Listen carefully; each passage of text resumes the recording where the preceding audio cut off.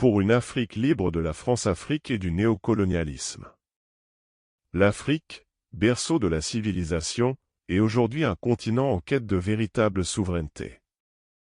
Des décennies après les soi-disant indépendances, la France-Afrique continue de planer sombrement sur de nombreuses nations africaines, maintenant l'emprise de la France impérialiste.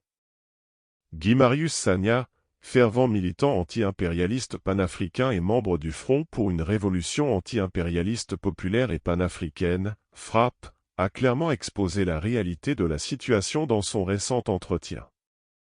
La France-Afrique, ce système néocolonial sournois, perpétue l'exploitation économique, militaire et culturelle de l'Afrique, tout en maintenant des dirigeants serviles au pouvoir. Le franc CFA, cette monnaie néocoloniale contrôlée par la France, est l'un des piliers de ce système oppressif. Les peuples africains sont pris en otage par cette monnaie, qui les maintient dans une dépendance financière pernicieuse. Il est grand temps de briser ces chaînes monétaires et de réclamer la souveraineté économique. Les grandes surfaces françaises, telles qu'Auchan, étendent leur emprise sur le marché sénégalais, étouffant les petits commerçants locaux. Leur présence ne fait qu'aggraver les inégalités économiques déjà criantes. Il est impératif de réglementer ces implantations et de protéger les intérêts des travailleurs africains.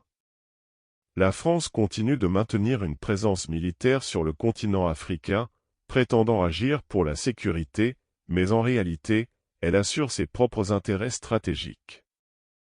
Les nations africaines devraient prendre le contrôle de leur propre sécurité et mettre fin à cette occupation militaire étrangère.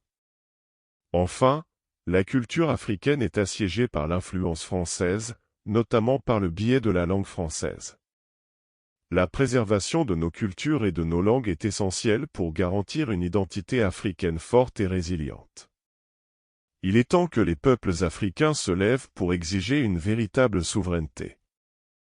Les sommets franco-africains, qui ne servent qu'à maintenir le statu quo, doivent être rejetés. La France impérialiste ne changera que si ses intérêts sont menacés. L'Afrique doit s'unir, se libérer de la France-Afrique et du néocolonialisme, et prendre en main son propre destin. Il est temps de réclamer une Afrique libre, souveraine et prospère, où les ressources appartiennent au peuple, où les marchés sont équitables, où la culture est préservée, et où la véritable indépendance est une réalité. La France-Afrique doit céder la place à une Afrique forte, unie et affranchie de l'emprise étrangère. C'est le moment de l'action, de la résistance et de la lutte pour une Afrique meilleure, une Afrique libre.